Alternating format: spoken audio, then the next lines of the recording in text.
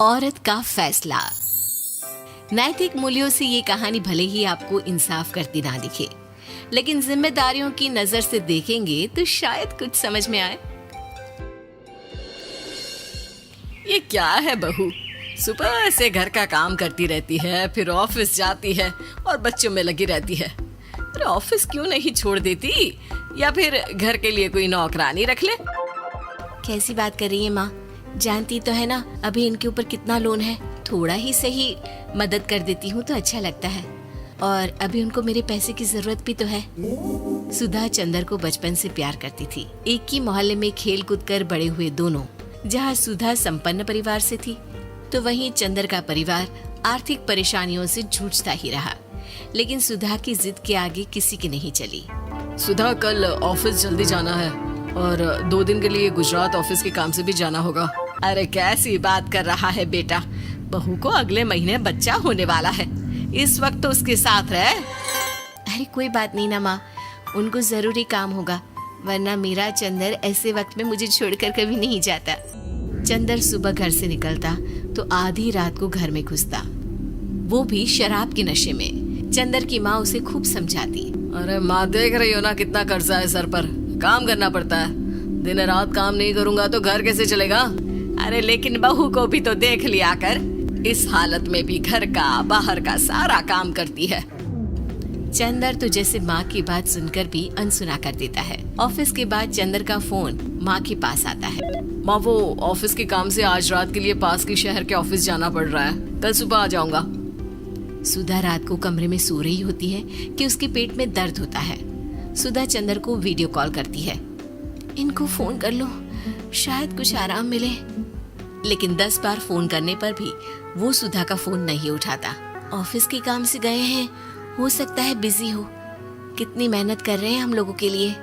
सुधा सो तो जाती है, लेकिन अकेले उसे कमरे में डर लगता है।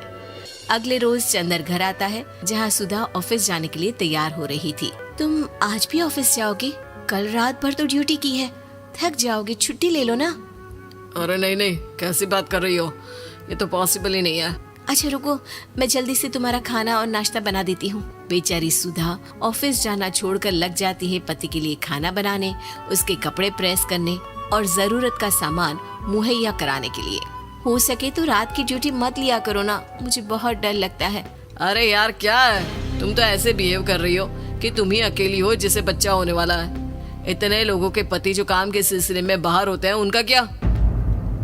सुधा को चंदर के मुंह से ये बातें अजीब लगती है। अरे हुआ क्या है तुमको? पहले तो तुम मेरा कितना ख्याल रखते थे, मेरे पास रहते थे, मेरी दवा से लेकर खाने पीने तक का सारा ख्याल। और अब इस बार तो तुम एक दफा भी मेरे साथ डॉक्टर के पास नहीं आए, क्यों? अरे पागल हो गई हो क्या? पागल वाली बात कर रही हो।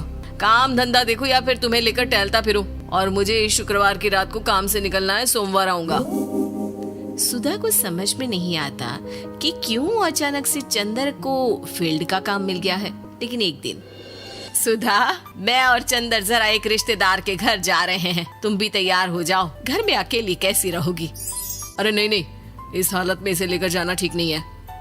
अरे लेकिन मैं ऑफिस भी तो जाती हूँ, फिर घर में अकेले। चंदर उसकी कोई बात नहीं सुनता। वो सीधा कार निकाल कर माँ को लेकर चला जाता है। सुधा घर के काम में लग जाती है कि अचानक उसकी नजर चंदर के बैग पर पड़ती है, जिसमें एक कागज दिखाई देता है। इनके कागज भी ना इधर उधर फैले होते हैं, एक भी खो जाएगा तो बवाल करेंगे। लेकिन जैसे ही सुधा वो कागज खोल कर देखती है तो वो सदमे में आ जाती है। दरअसल वो कागज नहीं, बल्कि चंदर और उसके ऑफिस में काम करने वाली लड़की चांदनी की गोवा की टिकट होती है। सुधा चंदर के बैग को खोलकर देखती है तो उसे होटल के बिल से लेकर महंगे गिफ्ट्स और दूसरे शहरों के टिकट मिलते हैं। सुधा को समझते देर नहीं लगती कि उसका पति किसी और लड़की के साथ है। चंदर के आने पर सुधा उससे बात करती है। अरे नहीं नहीं, ऐसा कुछ नहीं है, तुमको गलत फहमी हो गई है। लेकिन जब सुधा के सवाल तीखे हो जाते हैं तो चंदर को अपनी गलती माननी पड़ती है और वो सुधा से माफी मांग लेता है। सुधा फैसला कर लेती है कि वो चंदर को छोड़ देगी। बच्चे और सामान को लेकर वो घर से निकल ही रही होती है कि सास उसे रोकती है। कहाँ जाएगी बेटा, रुक जा। चंदर को सुधा का जाना खल नहीं रहा था। वो झूठे मुंह भी उसे रोकने की कोशिश ही नहीं कर रहा था। सुधा चंदर को देखती है और मायके चली जाती है। मायके में माँ कहती है, अरे आज से कैसे घर छोड़कर आ गई? कौन सा चंदर तुझे छोड़ रहा था? माफी तो मांग ली थी ना। देखो बेटा, बेटी डोली में जाती है और अर्थी में ही निकलती है। पर पापा, मेरा आत्मसम्मान, उसका क्या?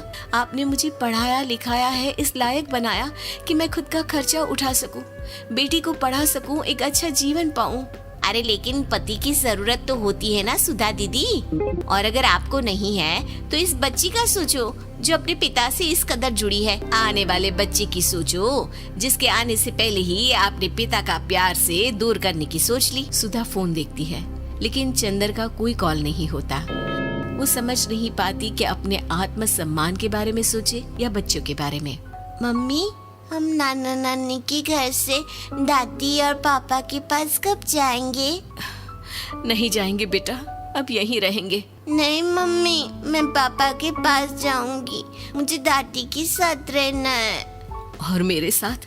हाँ, आपके साथ भी तो, सबके साथ माँ। देखो सुधा दीदी, आपके सर पर पिता का साया होना जरूरी होता है। अपने घमंड के लिए पिता और बेटी को अलग मत करो। सुधा अब सामान उठाकर अपने ससुराल जाने लगती है, लेकिन मन में सवाल रह जाता है कि जिसे दुनिया घमंड समझ रही है वो उसका आत्मसम्मान था। चंदन ने माफी जरूर मांग ली, लेकिन कभी ये एहसास नहीं दिलाया कि वो सिर्फ उसी का है।